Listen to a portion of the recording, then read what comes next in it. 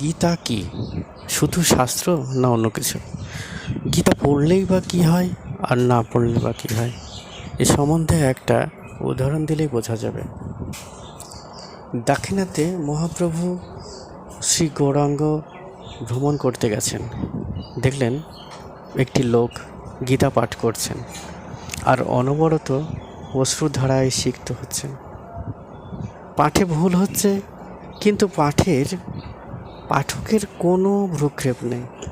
মহাপ্রভু তাকে জিজ্ঞাসা করলেন, গীতার কোন অর্থ জেনে তোমার এত আনন্দ হচ্ছে? পাঠক বললেন, প্রভু গো, আমি মূর্খ, গীতার অর্থ বুঝি না।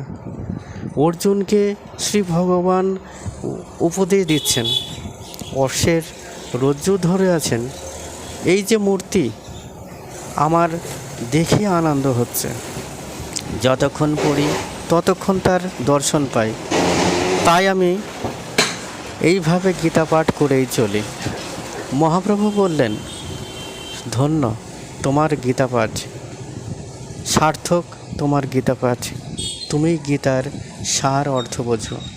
অতএব প্রতিদিন গীতা পাঠ করতে হবে, বুঝে হোক না বুঝে হোক পড়তে হবে।